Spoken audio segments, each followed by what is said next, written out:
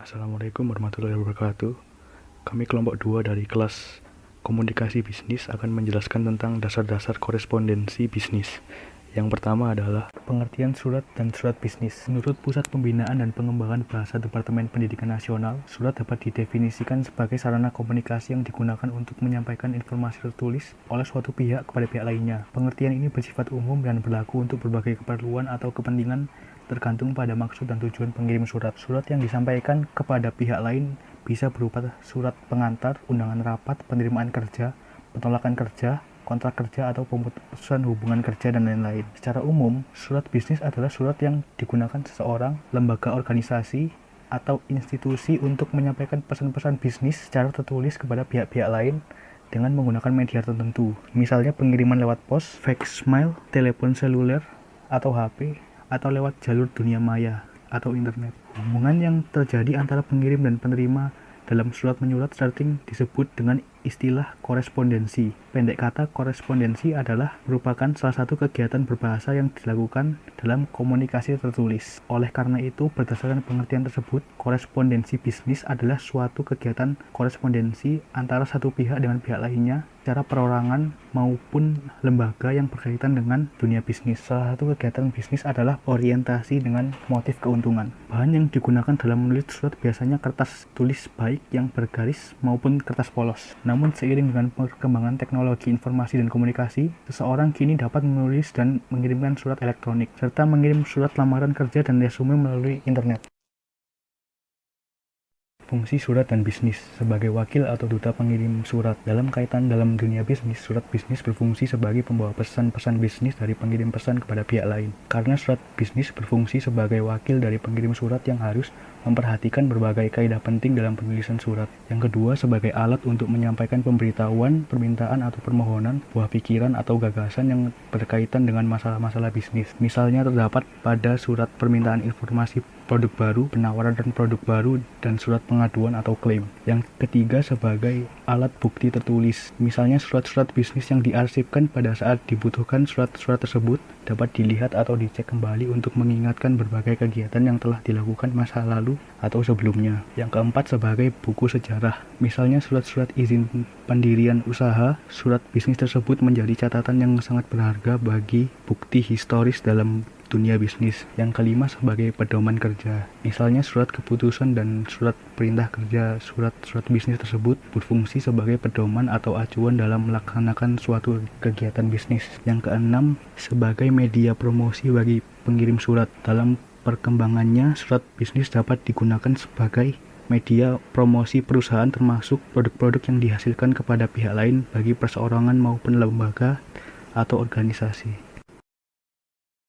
Pengelompokan surat. Menurut wujudnya, yang pertama ada surat bersampul atau tertutup, merupakan surat yang dikirimkan oleh seseorang kepada orang yang terdiri atas kertas surat dan sampul atau amplop. Surat ini dimaksudkan untuk menjaga kerahasiaan isi pesan dalam surat tersebut sehingga tidak diketahui oleh orang yang tidak berhak menerimanya. Yang kedua ada kartu pos, merupakan bentuk surat terbuka yang digunakan untuk menyampaikan pesan singkat, pendek, dan praktis yang berbentuk kecil dengan ukuran 10 cm x 15 cm yang dikeluarkan oleh PT Pos Indonesia. Yang ketiga ada warkat pos, merupakan surat yang wujudnya berupa gabungan kertas surat dan amplop. Kertas warkat pos berbentuk amplop jika dilipat dan berfungsi sekaligus sebagai lembaran isi surat. Ukuran surat ini adalah 6 cm x 12 cm. Yang keempat ada telegram atau telex. Surat ini disebut juga surat kawat. Telegram adalah berita yang tercetak dan disampaikan dari jarak jauh. Ciri berita telegram adalah singkat. Biaya pengirimannya dihitung menurut banyak sedikitnya kata yang dikirimkan. Yang kelima ada memorandum atau memo dan nota, yang merupakan surat yang digunakan oleh pemimpin untuk menyampaikan suatu pesan-pesan singkat dalam suatu organisasi. Selanjutnya ada surat tanda bukti yang memiliki fungsi sebagai tanda bukti pengakuan sah atas suatu pembayaran tertentu antara suatu pihak dengan pihak lainnya. Contohnya faktur, kwitansi, dan tanda terima lainnya. Selanjutnya menurut pemakaiannya. Yang pertama ada surat pribadi. Surat ini dibuat oleh seseorang yang isinya menyangkut kepentingan yang sifatnya personal. Surat ini bersifat pribadi sehingga tidak memiliki format penulisan yang baku dan cenderung bersifat informal. Yang kedua surat dinas yang isinya berkaitan dengan kegiatan tugas dan kegiatan dinas instansi pemerintah. Surat ini bersifat formal sehingga memiliki format penulisan baku yang dapat digunakan dalam kegiatan korespondensi suatu instansi instansi tertentu. Yang ketiga ada surat bisnis, disebut juga surat niaga, merupakan surat yang digunakan orang atau badan yang menyelenggarakan kegiatan usaha bisnis seperti bidang usaha produksi, perdagangan, dan jasa usaha. Yang keempat ada surat sosial, surat yang digunakan oleh organisasi atau lembaga sosial kemasyarakatan untuk berbagai kepentingan sosial bagi masyarakat pada umumnya, yang termasuk lembaga sosial antara lain Yayasan Yatim Piatu, lembaga keagamaan, dan lembaga sosial lainnya yang memiliki misi sosial. Setelah itu, menurut banyaknya jumlah sasaran yang dituju.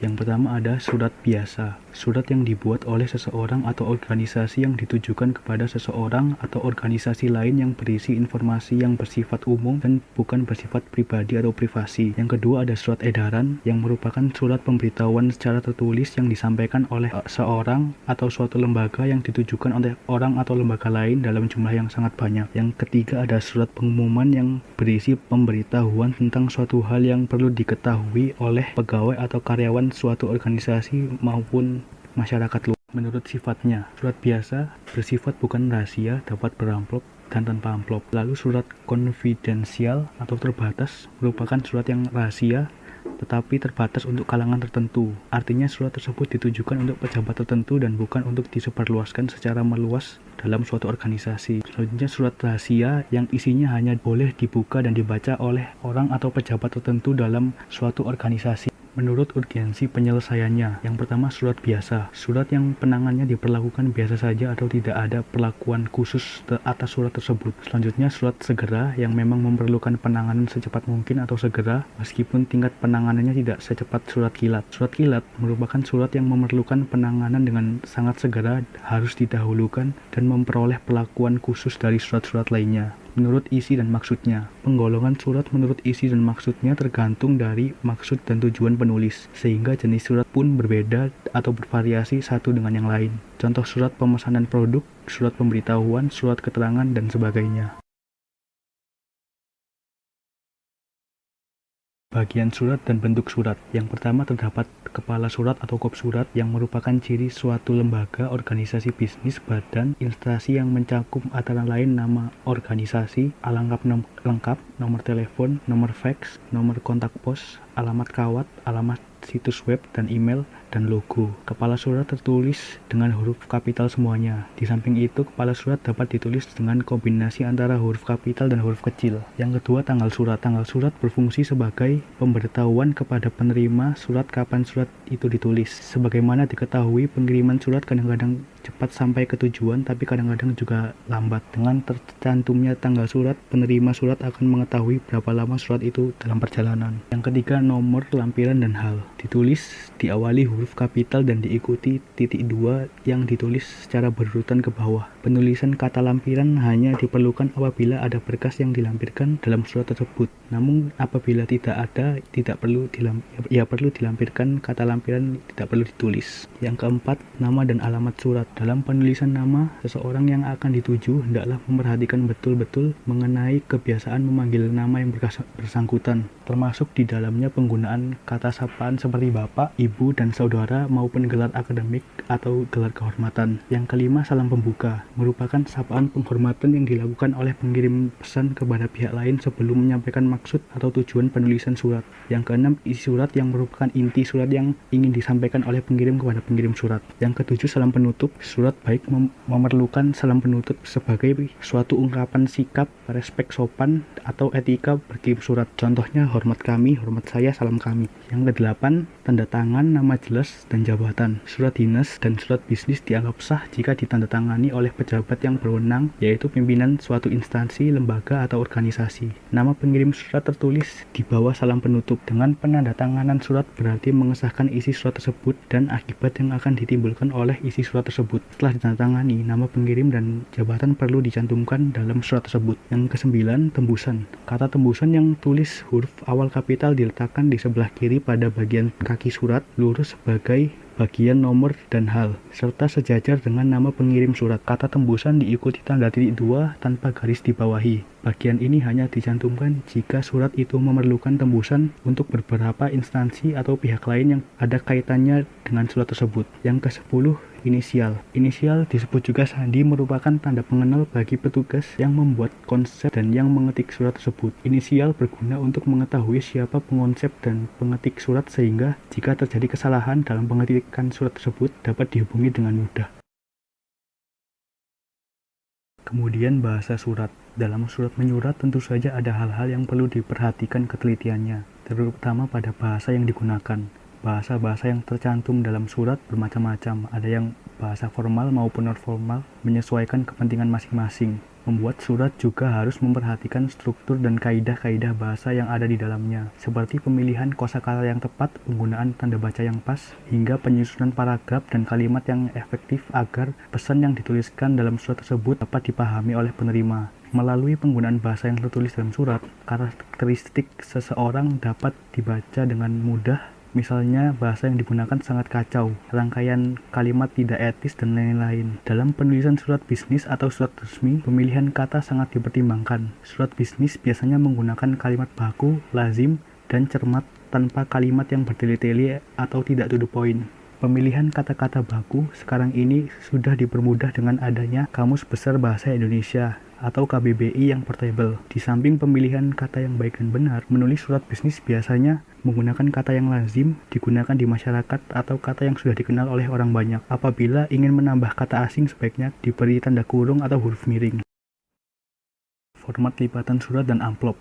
Adapun yang dimaksud dengan bentuk surat ialah tata letak atau posisi bagian-bagian surat. Masing-masing bagian itu mempunyai posisi tertentu sesuai dengan fungsi dan perannya, terutama sebagai petunjuk atau identifikasi untuk memproses surat tersebut. Ada berbagai bentuk surat yang sering digunakan dalam penulisan atau pengetikan sehari-hari. Di antaranya adalah, yang pertama adalah bentuk lurus atau block style. Surat bentuk lurus atau block style adalah bentuk surat dengan pengetikan secara lurus rata dari margin kertas sebelah kiri, namun tanggal dan salam penutup tidak diketik dari margin sebelah kiri. Yang kedua, bentuk alinea menggantung atau hanging paragraph style. Perbedaan surat bentuk ini terletak pada isi paragrafnya, di mana baris kedua pada paragraf surat tersebut dimulai 5 baris atau menggantung. Yang ketiga ada bentuk lekuk atau indented style. Bentuk surat ini dikenali pada alamat dalamnya yang berlekuk, dan setiap awal paragraf selalu menjorok 5 baris ke dalam, sedangkan baris berikutnya tetap pada margin kiri. Yang keempat, bentuk lurus penuh atau full block style. Seluruh bagian surat kecuali kop surat pengetikannya dimulai dari margin sebelah kiri. Yang kelima, bentuk resmi official style sering digunakan dalam institusi pemerintahan. Pada pengetikannya alamat dalam berada pada sisi sebelah kanan. Kemudian paragraf isi surat menjorok sedikit ke dalam. Setiap awal paragraf menjorok 5 spasi ke dalam. Yang keenam, bentuk setengah lurus atau semi block style. Yang membedakan bentuk semi block style dengan block style maupun full block style adalah pada awal paragraf yang menjorok 5 karakter ke dalam. Kemudian tanda tangan berada di sebelah kanan surat. Pada umumnya, amplop sebagai salah satu cara menjaga kerahasiaan isi surat. Pengiriman surat, proposal, dan laporan bisnis dalam amplop selain sebagai bagian dari etika berkorespondensi juga sekaligus berfungsi sebagai media promosi bagi suatu organisasi bisnis atau perusahaan. Umum diketahui bahwa amplop dilengkapi dengan identitas suatu organisasi bisnis seperti logo, nama, dan alamat lengkap perusahaan merupakan sebuah media promosi secara tidak langsung bagi suatu perusahaan. Pengiriman surat beramplop yang baik, bersih, dan rapi akan memberi kesan dan citra positif bagi penerima surat atau pembaca. Amplop dapat dikelompokkan berdasarkan wujudnya, ukurannya, dan penggunaannya. Berdasarkan wujudnya, amplop dibedakan menjadi 2, yaitu amplop biasa dan berjendela. Berdasarkan ukurannya, amplop dibedakan menjadi amplop resmi, amplop kartu, amplop bisnis, amplop pendek, amplop panjang, dan amplop besar. Sedangkan berdasarkan penggunaannya, amplop dibedakan menjadi 3, yaitu amplop katalog, amplop mata berkait, dan amplop kancing bertali. Contoh-contoh surat bisnis. Yang pertama adalah surat pemesanan. Merupakan salah satu surat bisnis yang paling sering dijumpai dalam dunia bisnis, baik pada perusahaan yang bergerak dalam proses pengolahan, perdagangan, dan jasa. Surat pemesanan adalah surat yang dibuat oleh seseorang atau sekelompok orang atau organisasi untuk melakukan pemesanan barang atau jasa kepada pihak lain guna memenuhi berbagai kebutuhan mereka. Yang kedua, surat konfirmasi adalah surat yang berisi tentang penjelasan tertentu yang lebih berfungsi sebagai pemberitahuan, penegasan, atau meyakinkan atas sesuatu. Surat konfirmasi berkaitan dengan pemesanan barang, pengiriman barang, penawaran harga khusus, atau mengubah prosedur dan kebijakannya. Yang ketiga ada surat pengaduan. Surat yang berisi pengaduan kepada pihak lain atau perusahaan dengan cara-cara yang baik jika bersangkutan dengan pelanggan yang merasa dirugikan atau dikecewakan supaya segera memperoleh solusi terbaik bagi kedua belah pihak. Pembuat surat ini didasari atas kekecewaan, ketidakpercayaan, ketidakpuasan pelanggan kepada manajemen perusahaan seperti produk yang diterima dalam kondisi yang kurang baik, jumlah produk yang kurang sesuai pesanan, kesalahan perhitungan di jumlah tagihan yang lebih besar dari seharusnya, dan pelayanan yang lebih baik. Tujuannya antara lain untuk mengingatkan pihak manajemen perusahaan untuk segera memberikan solusi dan mengharapkan perusahaan dapat meningkatkan kualitas produk dan pelayanan ke depannya. Yang keempat, surat permintaan informasi. Surat yang dikirim oleh seseorang, kelompok, atau lembaga untuk meminta informasi penting kepada pihak lain baik perseorangan maupun lembaga. Contohnya permintaan informasi yang lebih detail tentang produk baru, jasa pendidikan dan pelatihan berbagai bidang keahlian, jasa perbaikan aneka jenis mesin dan elektronik, jasa perantara penjualan properti dan lain-lain yang diiklankan di media cetak. Yang kelima, surat ucapan selamat. Surat yang dikirimkan oleh perorangan, kelompok, atau lembaga yang berisi pemberian ucapan selamat atas keberhasilan seseorang, kelompok, ataupun lembaga dalam melakukan suatu kegiatan atau pekerjaan. Contohnya ucapan selamat atas peluncuran produk baru, kantor, atau pabrik baru, dan lain-lain. Tujuannya untuk memberi dorongan atau motivasi yang sangat positif untuk meningkatkan kinerja atau prestasi kerja mereka. Yang keenam, surat pemberitahuan. Surat pemberitahuan bukanlah hal yang asing di dunia bisnis. Merupakan surat yang dibuat oleh perorangan atau organisasi yang berisi pemberitahuan kepada pihak lain. Misal surat pemberitahuan tentang pemindahan alamat kantor, perubahan nomor telepon, perubahan harga, dan sebagainya. Surat ini penting untuk diberikan kepada pelanggan atau rekan bisnis supaya dapat menjaga hubungan baik mereka. Yang ketujuh, surat penagihan. Tujuannya adalah ketika seseorang atau organisasi tidak dapat memenuhi kewajiban atau hutangnya sesuai dengan waktu yang telah disepakati, maka dari itu, surat penagihan adalah surat yang digunakan untuk menagih hutang pihak lain yang sudah melampaui waktu yang telah ditentukan. Dalam penulisannya kita harus memperhatikan tata cara penulisan yang baik, yaitu menggunakan bahasa yang sederhana dan tidak berbelit. Yang ke-8, surat peringatan. Ditulis oleh seseorang atau organisasi yang ditujukan kepada pihak lain yang berisi peringatan atas suatu hal. Misalnya peringatan debitur untuk segera melunasi hutangnya, peringatan kepada pelanggan agar tidak tertipu produk tiruan, dan lain-lain. Yang ke-9, surat perintah kerja atau SPK. Ditulis oleh pimpinan suatu perusahaan kepada pihak lain yang berisi perintah untuk mengerjakan suatu pekerjaan dalam kurun waktu tertentu sesuai dengan prosedur dan persyaratan yang telah disepakati. Yang ke-10, surat pengumuman.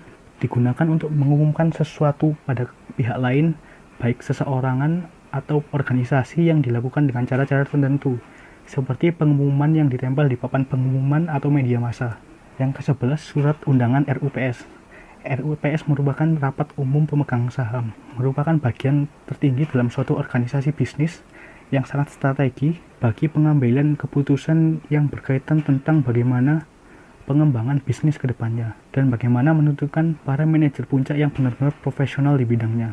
Yang ke-12, surat kuasa adalah surat pemberian kekuasaan yang dilakukan oleh kedua belah pihak, yaitu pihak pertama sebagai pemberi kekuasaan untuk melakukan dan bertindak sesuatu atas nama pemberi kuasa. Hal yang perlu diperhatikan dalam pembuatannya antara lain surat kuasa dibuat di atas surat bersegel atau bermaterai, dibuat tanpa paksaan, serta dalam keadaan sehat jasmani dan rohani, harus jelas menyangkut tugas-tugas pihak baik pemberi dan penerima kuasa. Yang ke-13, surat perjanjian. Surat yang berisi suatu perjanjian yang dilakukan antara pihak satu dengan pihak lainnya atas suatu hal, dibuat di atas surat yang diberi materai dan kedua belah pihak harus menyepakati apa saja yang di dalamnya. Jika salah satu pihak ingkar atau tidak mengakui isi surat tersebut, maka pihak lainnya dapat mengajukan tuntutan atau gugatan secara hukum.